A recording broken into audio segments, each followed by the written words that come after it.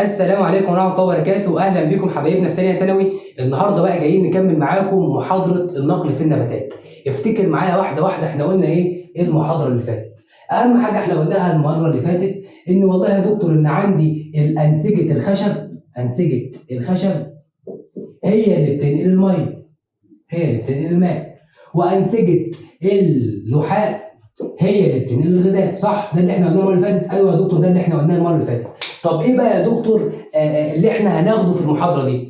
اللي هناخده في المحاضره دي هو ازاي يا شباب اصلا الخشب ده قدر ان هو ينقل الميه، وازاي اللحاء ده قدر ان هو ينقل الغذاء الى جميع اجزاء النبات. يبقى احنا سؤالنا او موضوع محاضرتنا النهارده ازاي الخشب ده قدر ان هو ينقل الميه والاملاح من الجذور تحت لغايه ما يطلعهم من الورق فوق، وازاي اللحاء ده قدر ان هو ينقل الغذاء من الورقه لغايه ما يوصلها لكل مكان في النبات، لكل جزء موجود في النبات. هو ده موضوع محاضرتنا اللي هو آلية نقل الماء والغذاء داخل النباتات. يعني ازاي النبات بينقل الميه والغذاء. بسم الله الرحمن الرحيم كده، ركز معايا كده وتعالى نبدا في اول حاجه عندنا وهو نقل الميه داخل الاوعيه الخشبيه. نقل الميه داخل ايه؟ نقل الميه داخل الاوعيه الخشبيه. ركز معايا كده وسمي الله. بسم الله الرحمن الرحيم. بص يا شباب، نقل الميه داخل الاوعيه الخشبيه دي كانت من النظريات العجيبه جدا جدا بالنسبه للعلماء. ليه يا دكتور؟ قال لك بص، احنا عندنا اشجار بتوصل ل 20 و30 و40 متر، يعني انت بتتكلم مثلا في حوالي 7 8 9 10 ادوار. شجره كبيره، شجره طويله جدا جدا جدا. فالعلماء بالنسبه لهم هو ازاي يا شباب الميه وصلت من الجذور، من الجذر تحت لغايه ما توصل للاوراق؟ ازاي الموضوع ده حصل؟ ازاي الميه انتقلت من الجذور تحت لغايه ما تطلع الاوراق؟ ازاي الميه انتقلت؟ فالموضوع ده كان اللي هو انتقال الماء داخل الاوعيه الخشبيه بالنسبه للعلماء كان موضوع يعني موضوع عجيب. ازاي الميه انتقلت على بعد 20 دور؟ ازاي الميه انتقلت من الجذور تحت لغايه ما وصلت للاوراق فوق على بعد مثلا 40 متر او بعد 30 متر؟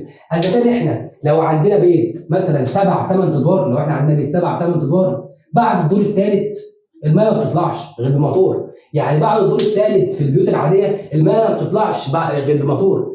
فازاي بقى النبات ده على بعد 12 و13 دور الميه وصلت تحت من الجذور الى الاوراق فوق من غير موتور؟ فعشان كده الخاصيه دي كانت عجيبه جدا جدا بالنسبه للعلماء. ركز بقى معايا وشوف بقى العلماء اكتشفوا ايه او قالوا ازاي اصلا الميه بتنتقل داخل اوعيه الخشب.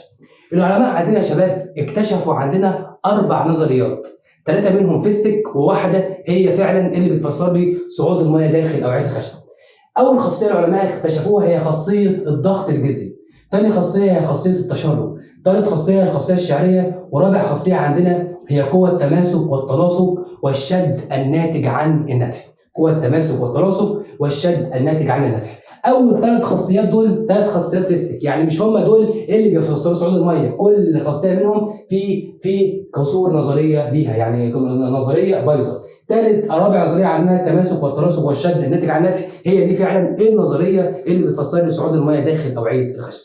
بسم الله الرحمن الرحيم كده، ركز معايا، تعالى نبدا واحده واحده بخاصيه الضغط الجذري ونفهم الضغط الجذري ده بيتم ازاي. قال لك بص يا سيدي، دلوقتي احنا عندنا شجره بالشكل ده، شجره بالشكل ايه؟ بالشكل ده. الشجره يا شباب بيكون لها جذور، ويكون الجذور دي طالع منها شعيرات جذريه، شعيرات جذريه. وافتكر معايا كده في فصل التغذيه قلت لك ان الشعيره الجذريه الفجوه العصاريه بتاعتها تركيزها اعلى من تركيز التربه. يبقى الفجوه العصاريه بتاعه الشعيره الجذريه تركيزها اكبر من تركيز التربه، عشان كده الشعيره الجذريه دي بتمتص الماء بالخاصيه الاسموزيه.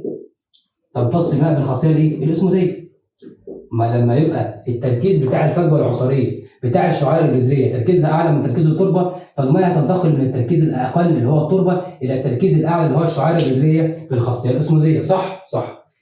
طيب دي الشعيره الجذريه هتاخد ميه، ودي هتاخد ميه، ودي هتاخد ميه، ودي هتاخد ميه، ودي هتاخد ميه، ودي هتاخد ميه، ودي هتاخد ميه، ودي هتاخد ميه، لغايه ما الجذر يتملي بالميه. الجذر هيتملي بالميه، الجذر هيحصل فيه ضغط امتلاء بالميه. ليه؟ الشعيره الجذريه دي عماله تشرب ميه، والشعيره الجذريه دي عماله تشرب ميه، والشرايين الجذريه دي عماله تشرب ميه ودي عماله تشرب ميه، فالجذور بتاعه النبات هيحصل فيها ضغط امتلاء بالميه، يعني الميه كترت قوي قوي داخل جذور النبات بالشكل ده، بقى في ميه كتير قوي قوي داخل جذور النبات. طيب بالعقل كده ايه اللي هيحصل؟ بالعقل كده الميه عماله تكتر تكتر تكتر تكتر فتروح طالعه لفوق، طالعه الى الساق فوق، صح كده؟ لو انت جبت بالونه وعمال تنفخ فيها تنفخ فيها تنفخ فيها تنفخ فيها وعشان ايه؟ هتفرقع. فدلوقتي انا جبت الجذر وعمال اشفط ميه اشفط ميه اشفط ميه اشفط ميه اشفط ميه، فحصل ضغط امتلاء في الجذر. طب الجذر ده عايز يطلع الميه، عايز يهرب من الميه الكتير دي عشان مش ينفجر، فبيعمل ايه؟ بيطلع الميه لفوق. هي دي يا شباب نظريه الضغط الجذري. ان بتحصل بسبب ايه؟ بتحصل بسبب امتصاص الجذر الماء بالخاصيه الاسموزيه، فبيحصل ضغط امتلاء في الجذر، فالجذر بيبدا ان هو يطلع الميه لفوق. انا اهم حاجه بالنسبه لي انك تكون فاهم. طيب يا دكتور، ايه بقى يا دكتور المشكله في خاصيه الضغط الجذري؟ ايه قصور نظريه الضغط الجذري؟ قال لك بص، الضغط الجذري ده يا شباب هي قوه ضعيفه مقدارها 2 ضغط جوي. يبقى الضغط الجذري دي هي قوه فعلا بتطلع لفوق، بتطلع اللي بتاع لفوق اهو بالشكل ده، بتطلع الماء لفوق، بس المشكله انها قوه ضعيفه. ده كده الضغط الجذري قوه ضعيفه مقدارها 2 ضغط جوي، 2 ضغط جيم. وكمان في حد بيشد عكسها اللي هي قوه الجاذبيه، بتنزل الميه لتحت. مش الوقت الميه لما تطلع لفوق في حد بيشدها؟ لو انا واقف كده دلوقتي، لو رميت القلم ده كده ايه اللي هيحصل؟ القلم بيتشد لتحت، اللي هو قوه الجاذبيه بتشده لتحت. فنفس الموضوع لما اطلع الميه لفوق في قوه بتشد الميه لتحت اللي هي قوه الجاذبيه الارضيه. طبعا قوه الجاذبيه الارضيه دي انت ممكن تقولها في الفيزياء، لكن عندنا في الاحياء انت بتقول قوه ضغط عمود الماء. ايا كان قوه الجاذبيه الارضيه او قوه ضغط عمود الماء بتشد لتحت. طب ايه اللي هيحصل دلوقتي؟ انا عندي راجل ضعيف اسمه الضغط الجذري مقداره 2 ضغط جوي بيطلع الماء لفوق، وعند راجل شديد اسمها الجاذبيه الارضيه او ضغط عمود الماء بتنزل الماء لتحت. مين اللي هيكسب؟ طبعا قوه الجاذبيه الارضيه. عشان كده دي يا شباب هي دي قصور نظريه الضغط الجذري. ان نظريه الضغط الجذري ما قدرتش تفسر وصول الميه لمسافات شاهقه توصل ل 20 و30 و40 متر، لا ده كان اخرها انها تفسر صعود الميه الى ايه؟ نص متر، ربع متر، متر، يعني اخرها بالقرب من سطح الارض، قريبه كده من سطح الارض. لكن وصول الماء لمسافات بعيده الضغط الجذري ما قدرش ان هو يفسره. ليه؟ لان اصلا يا دكتور قوه الضغط الجذري هي قوه ضعيفه مقدارها 2 ضغط جوي، فما بتقدرش تشد الميه لمسافات شاهقه. تاني حاجه عندنا يا شباب، لما جينا نشوف نباتات معرات البذور لقينا ان نباتات معرات البذور ما عندهاش اصلا ضغط جذري. يعني النباتات معرضه البذور ما عندهاش اصلا ضغط جذري زي الصنوبر. فقلنا طيب النباتات معرضه البذور دي مثلا ممكن تكون 10 20 متر، ازاي الميه بتصعد في اوعيه الخشب داخل نباتات معرضه البذور وهي اصلا ما عندهاش ضغط جذري؟ فدي برضو كان تاني قصور في النظريه، ان اصلا نباتات معرضه البذور ما عندهاش ضغط جذري. يبقى اكيد كده الضغط الجذري مش هو اللي بيفسر لي صعود الميه داخل معرضه البذور. طب ايه يا دكتور اللي بيفسر لي صعود الميه داخل معرضه البذور؟ هو ده السؤال اللي كانوا العلماء بيسالوا نفسهم. عشان كده قالوا ان فعلا الضغط الجذري مش هو النظريه اللي بتفسر صعود الميه داخل اوعيه الخشب. يبقى تاني قصور في النظريه ان الضغط الجذري منعدم في النباتات معرضه البذور زي الصنوبر. زي مين؟ زي الصنوبر. جميل جميل. تالت حاجه عندنا يا شباب، انا دايما يا شباب بسمي الضغط الجذري ده، قبل ما اقول لك تالت حاجه، دايما بسمي الضغط الجذري ده بعاطف العاطفي. والله كده عاطف العاطفي. ليه يا دكتور عاطف العاطفي؟ عشان هي بتتاثر بالحر جدا جدا. لو الجو حر شويه بتتاثر، ولو الجو ساقع شويه بتتاثر، لو الجو مطر بتتاثر، ولو الجو فيه شمس زياده بتتاثر، لو الشمس قلت بتتاثر قوي قوي قوي بعوامل الجو. فمشكله الضغط الجذري ان هو عاطف العاطفي. ليه يا دكتور؟ عشان بيتاثر قوي قوي قوي قوي بعوامل الجو. حاجه كده عاطفيه كده، عاطف العاطفي بيتاثر بعوامل الجو. يبقى واحده واحده كده نقرا التفسير النظريه بتاعت الضغط الجذري. هتقولي والله الضغط الجذري ده يا دكتور بيحدث نتيجه امتصاص الجذر الميه بالخاصيه الاسموزيه، فبيحصل ضغط امتلاء في الجذر، فالجذر بيقدر ان هو يبدا ان هو يطلع الميه الى السطح.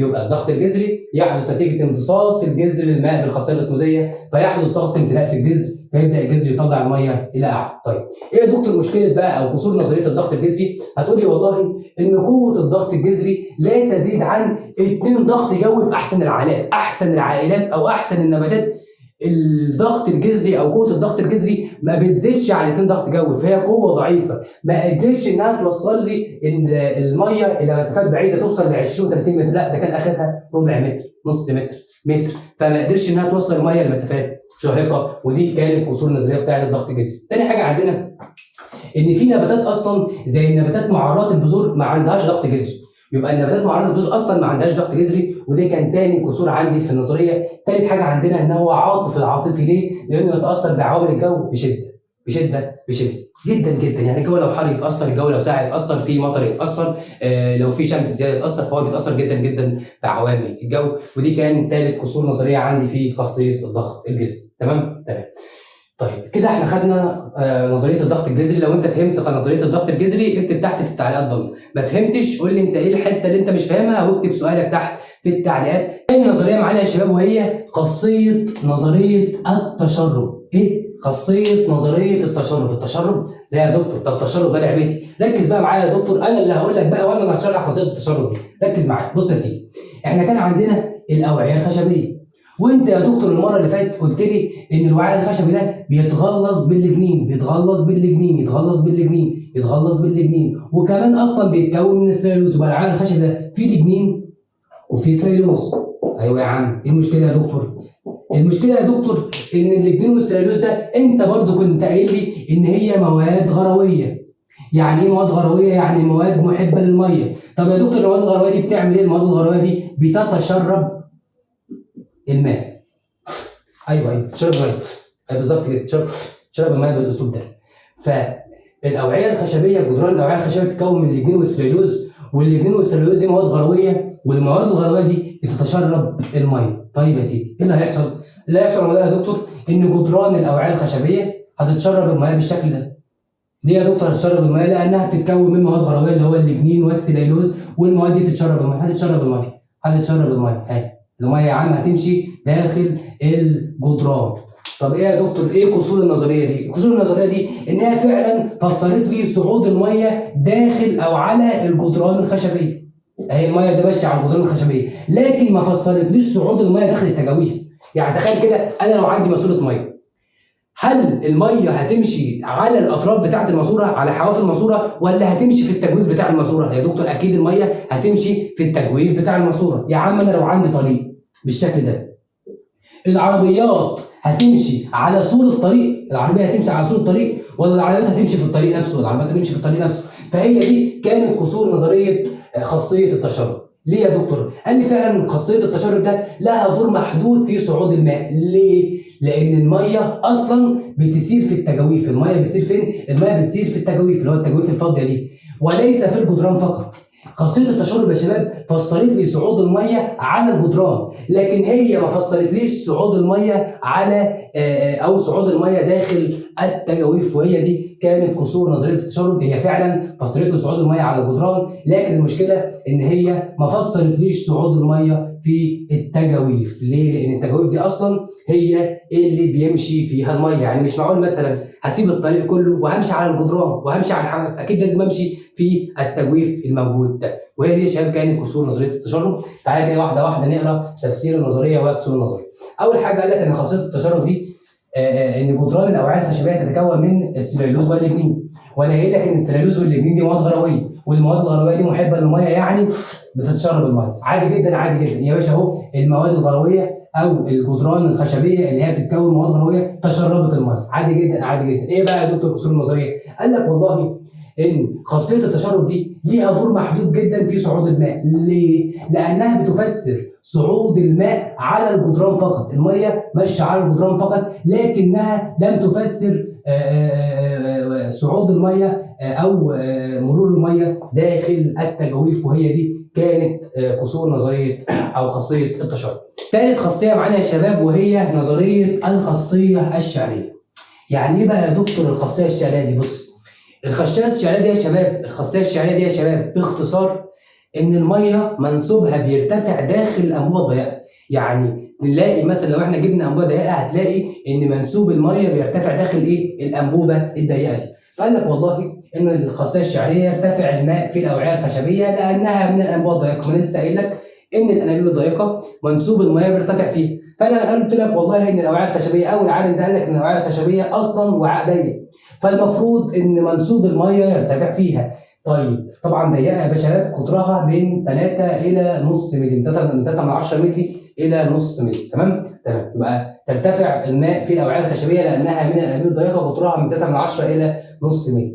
طب ايه يا دكتور بقى القصور، او ايه يا دكتور المشكله بتاعه الخاصيه الشعريه دي؟ قال لك ان اعلى ارتفاع للماء داخل اضيق الانابيب الشعريه كانت 1.5 متر. يا دكتور انت هتهزر، ده 1.5 متر دي يا دكتور ما تجيش ركبه شجره 20 متر. يا دتر ركبه شجره 20 متر، يعني انت بتتكلم بقى دلوقتي، بكلمك على شجره 20 متر. ايه بقى يا دكتور 1.5 متر دي؟ ايه هتروح فين 1.5 متر؟ فعشان كده هي دي فعلا كانت قصور نظريه الخاصيه الشعريه. 1.5 متر ده يا شباب، انا دلوقتي ما يوصلنيش ركبه شجره 20 متر.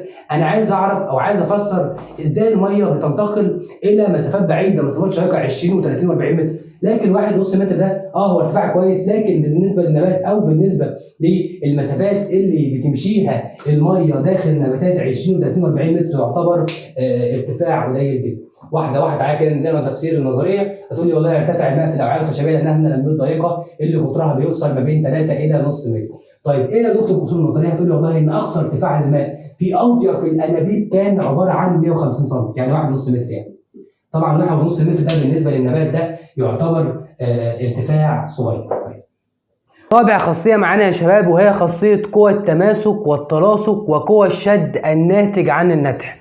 واتضح ان الخاصية الرابعة دي هي فعلا الخاصية اللي بتفسر لي صعود الماء داخل أوعية الخشب لمسافات شاهقة توصل إلى 100 متر. يبقى الخاصية الرابعة دي هي فعلا الخاصية اللي بتفسر لي نقل الماء داخل أوعية الخشب لمسافات شاهقة تصل إلى مئات الأمتار. لكن الثلاث خاصيات اللي احنا خدناهم قبل كده، اللي هو الضغط الجذري وخاصية التشرب والخاصية الشعرية، مش قدروا ان هم يفسروا انتقال الماء داخل أوعية الخشب لمسافات شاهقة. ركز بقى معايا واحدة واحدة عشان نفهم الخاصية الرابعة دي اللي هي الخاصية المهمة عندنا، نفهم فيها كل حرف. اول حاجه يا دكتور هي ايه؟ قوه التماسك وقوه التلاصق وقوه الشد. هي الخاصيه دي متكونه من 3 قوى. قال لك اول قوه عندنا اسمها قوه التماسك. يعني ايه يا دكتور قوه التماسك؟ قال لك بص، قال ده عندنا يا عم ده كده وعاء خشبي، ده كده ايه؟ وعاء خشبي. الميه وهي ماشيه في الوعاء الخشبي بتبقى عباره عن عمود بالشكل ده، بتبقى عباره عن عمود. ماشي يا دكتور. ايه بقى يا دكتور قوة التماسك؟ لو يا شباب ان عمود المية اللي ماشي داخل اوعية الخشب، قطرات المية اللي فيه كلها ماسكة في بعضها، كلها ماسكة في بعضها، قطرات المية كلها ماسكة في بعضها، قطرات المية كلها ماسكة في بعضها. فقالوا ان قطرات المياه بالشكل ده فيها قوة اسمها قوة التماسك. يعني ايه قوة التماسك؟ يعني قطرات المياه ماسكة في بعضها، فقلنا على القوة دي قوة التماسك. يبقى قوة التماسك هي ايه يا دكتور؟ قال لك قوة التماسك دي بتحصل ما بين جزيئات المياه وبعضها، فبتلاقي كده قطرات المياه ماسكة في بعض، قطرات المياه ماسكة في بعض. تحس كده ان قطرات المياه ماشية كده كأنها ماشية في قطر. عارف القطر؟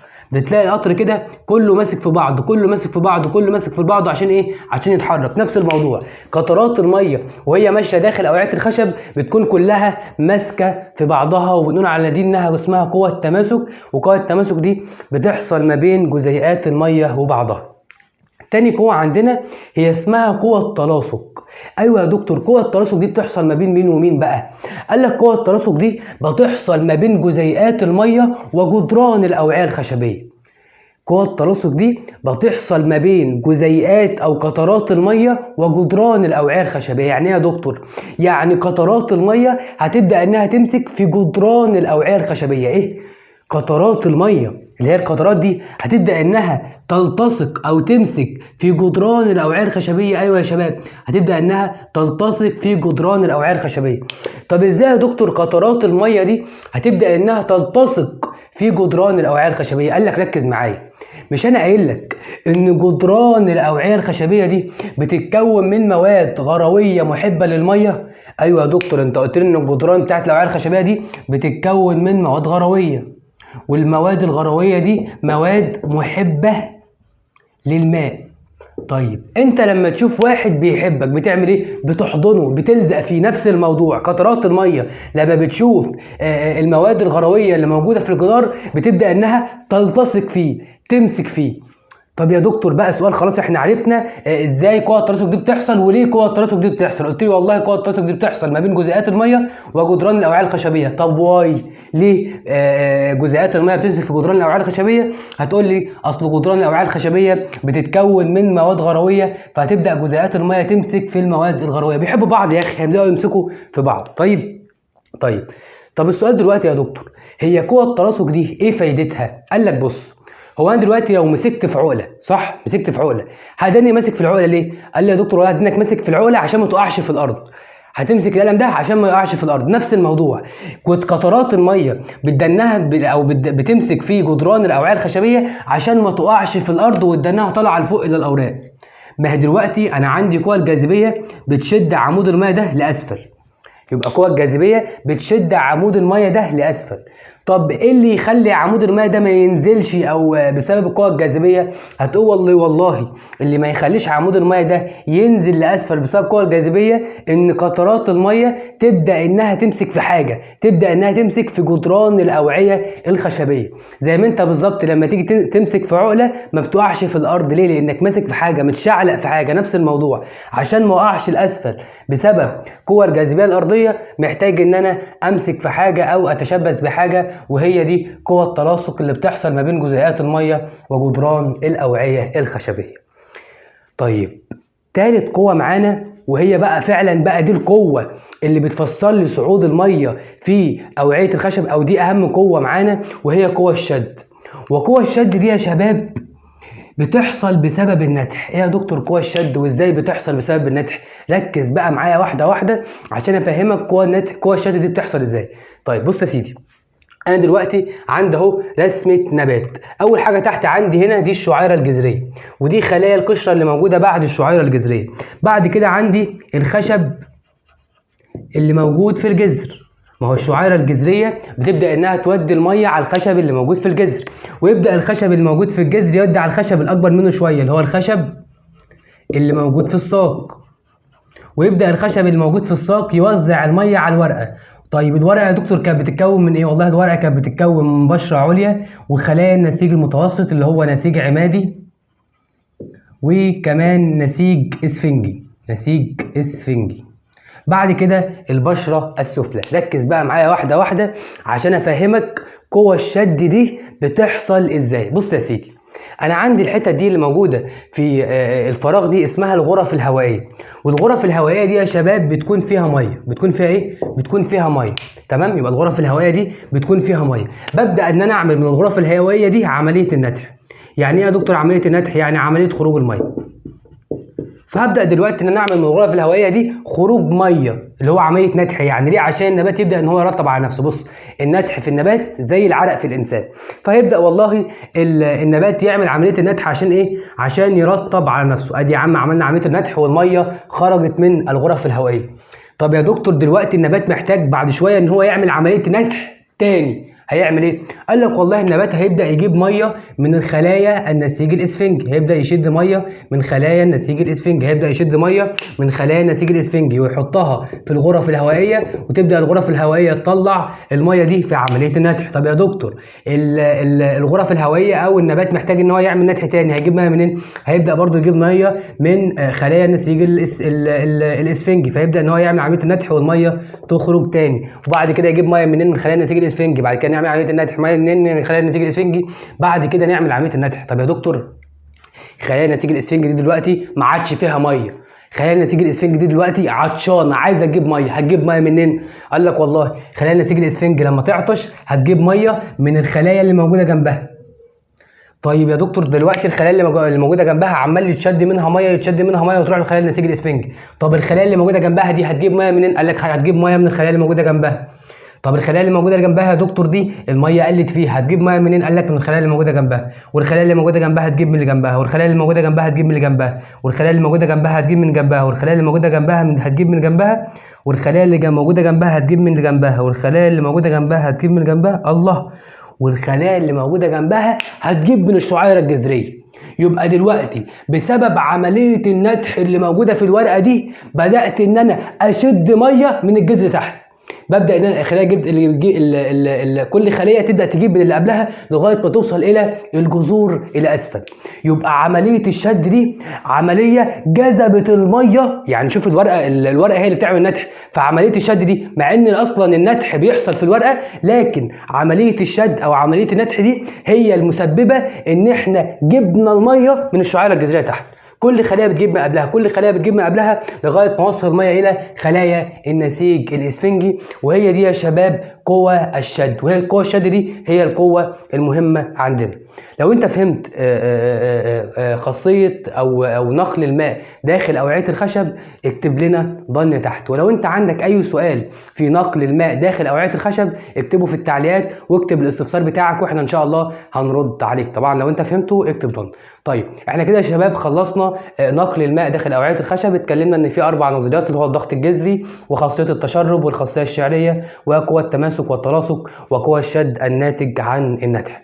هنبدأ بقى ان احنا نتكلم عن آلية نقل الغذاء في السبورة الثانية، فاستننا في السبورة الثانية وما تروحش بعيد. بعد ما خدنا يا شباب آلية نقل الماء داخل أوعية الخشب جايين نتكلم دلوقتي عن نقل الغذاء في اللحاء. بس قبل ما نتكلم عن آلية نقل الغذاء في اللحاء ونعرف ازاي الغذاء بيمشي داخل نسيج اللحاء، جايين نعرف دلوقتي الأول هل فعلا اللحاء ده هو اللي بينقل الغذاء ولا لا؟ يبقى احنا أول حاجة جايين نعرفها هي ايه؟ هل فعلا يا دكتور اللحاء ده هو اللي بينقل الغذاء ولا لا؟ فأول سؤال عندنا هل فعلا يا دكتور يتم نقل الغذاء في اللحاء ولا لا؟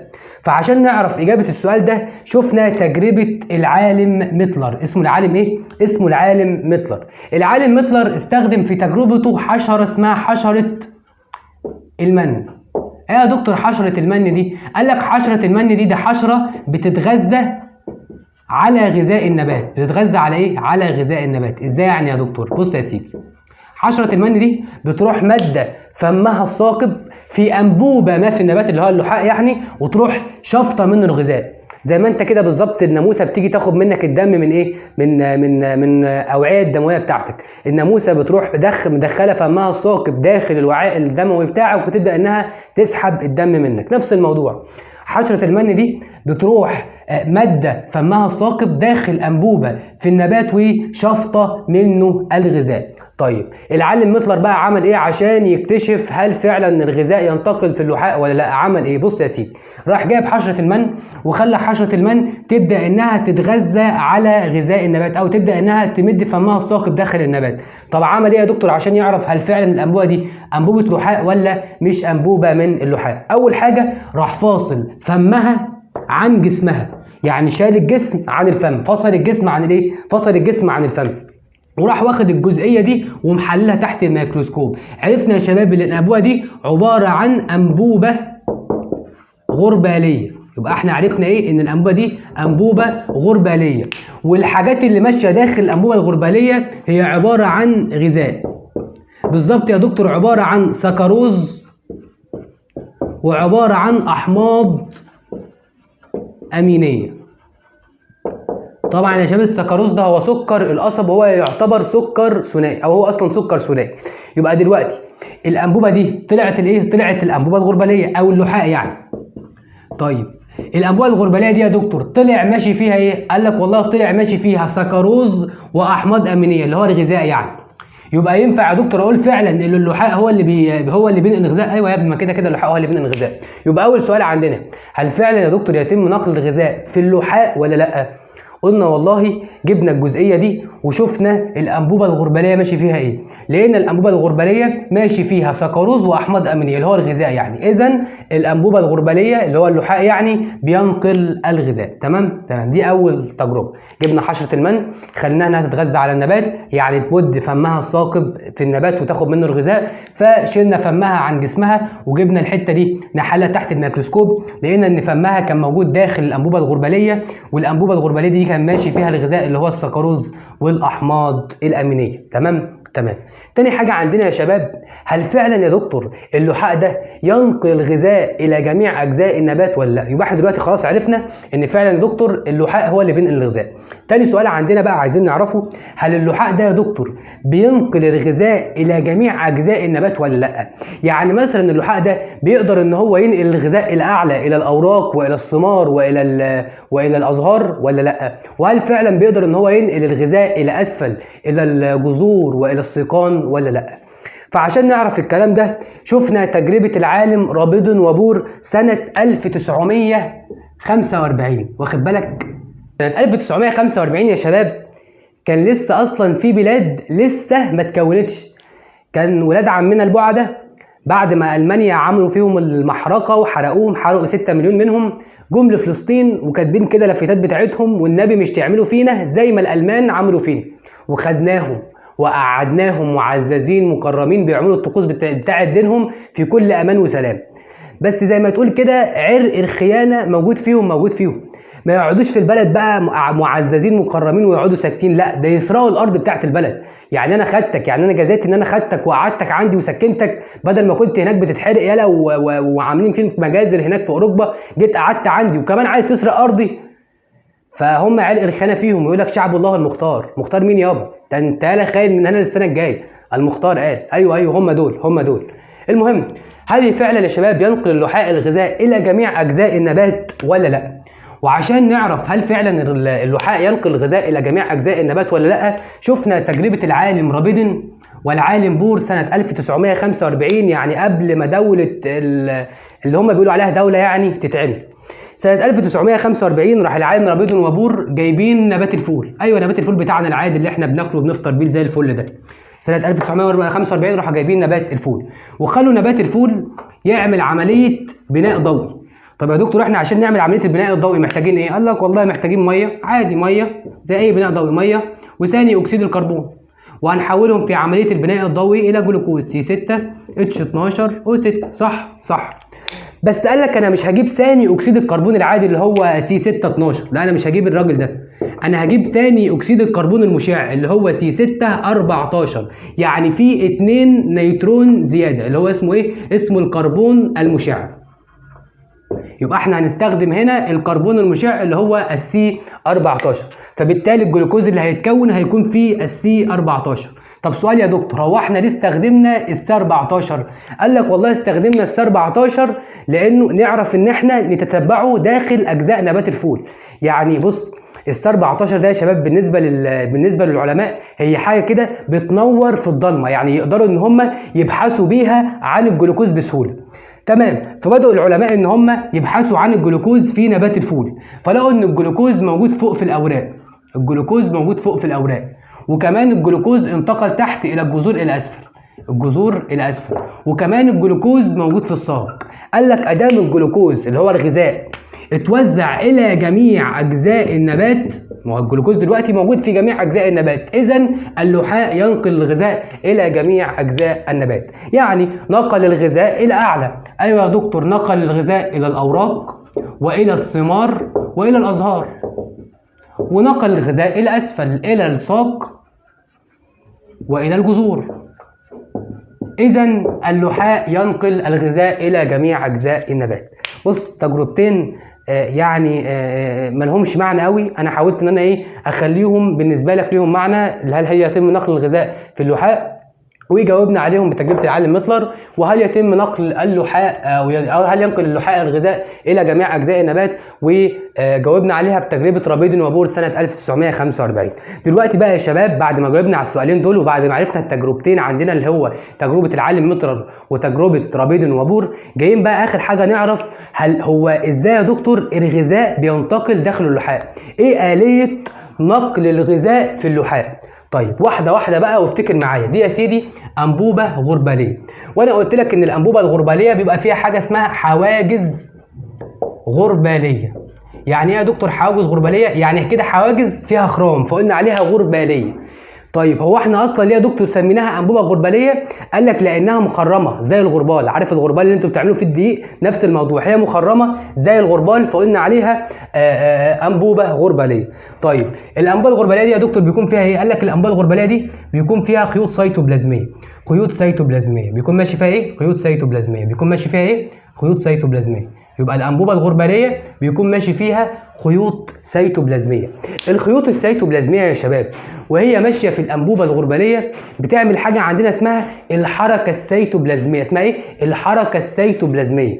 طيب يعني ايه يا دكتور الحركه السيتوبلازميه؟ يعني السيتوبلازم بيتحرك داخل الانبوبه الغرباليه. طيب حركه بيعمل ايه؟ بيعمل حركه سيتوبلازميه. سيتوبلازميه. طيب يا دكتور طب الحركه السيتوبلازميه دي بتعمل ايه؟ قال لك الحركه السيتوبلازميه دي بتنقل الجلوكوز من مكان الى اخر. بص تخيل كده الجلوكوز ده ايه اللي هيحصل فيه؟ هيبدا ان هو يتحرك مع السيتوبلازم. السيتوبلازم بيتحرك بالشكل ده، فهو بيتحرك هيبدا ان هو يحرك الجلوكوز من انبوبه غرباليه الى انبوبه غرباليه اخرى. وهو بيتحرك هيبدا ان هو يحرك الجلوكوز من انبوبه غرباليه الى انبوبه غرباليه اخرى. يبقى الحركه السيتوبلازميه بتبدا انها تاخد الغذاء او تاخد الجلوكوز او تاخد البروتينات ايا او الاحماض الامينيه، بتبدا انها تنقلها من انبوبه غرباليه الى انبوبه غرباليه اخرى. عارف وانت بتلعب السلم والتعبان، عارف التعبان لما تكون مثلا عند 99 وينزلك لتحت؟ نفس الموضوع ده، الجلوكوز موجود اهو، بيبدا بقى ان هو يتحرك بالشكل ده فينزله الى الانبوبه الغرباليه الاخرى. بيبدا ان هو يتحرك بالشكل ده وينزله الى الانبوبه الغرباليه الاخرى. يبقى يا شباب سبب نقل الغذاء داخل اللحاء هو الحركه السيتوبلازميه بتاعه السيتوبلازم. ركز بقى معايا. طب يا دكتور هو الحركه السيتوبلازميه طبعا بنسميها بالانسياب السيتوبلازمي. انسياب سيتوبلازمي. طب يا دكتور الحركه السيتوبلازميه دي حركه، انا عشان اتحرك محتاج طاقه، محتاج ATP.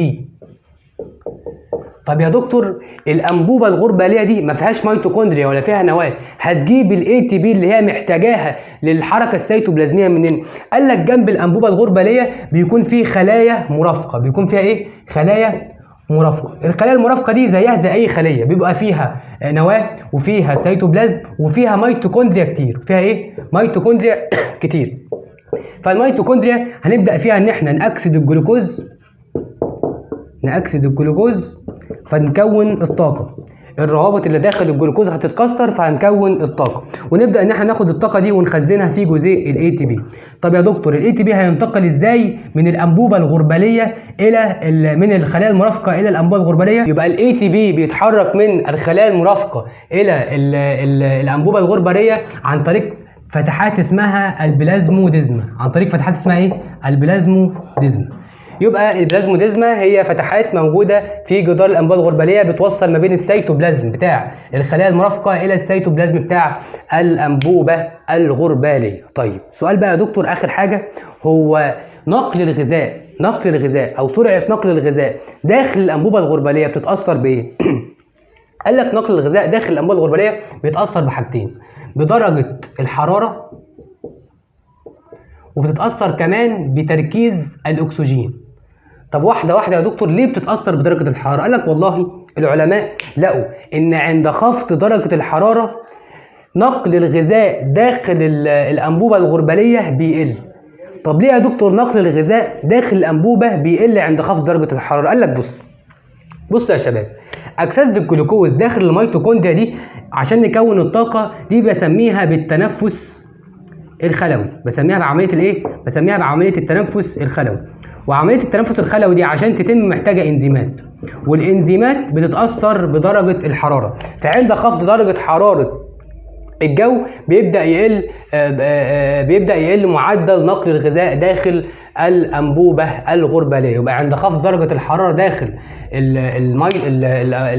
داخل يعني عند خفض درجة الحرارة بيقل نقل الغذاء داخل الأنبوبة الغربالية، وكمان عند خفض تركيز الأكسجين بيقل نقل الغذاء داخل الأنبوبة الغربالية. ليه يا دكتور؟ عشان احنا محتاجين الأكسجين عشان نأكسد بيه الجلوكوز، فبالتالي نكون الطاقة، والطاقة هنكون منها ATP. وكده يا شباب نقل الغذاء داخل اللحاء يخلص عندنا. خدنا النهارده آلية نقل الماء داخل أوعية الخشب، وكمان آلية نقل الغذاء في اللحاء. وبكده خلاص يا شباب درس النقل في النباتات يخلص. يا ريت تذاكر بأول وما تراكمش حاجة عليك، واعمل لايك وسبسكرايب وشير الفيديو عشان يوصل لأكبر عدد من أصدقائك، وافتكر إن الدال على الخير كفاعله. ويلا يلا اشوفك في فيديو جديد.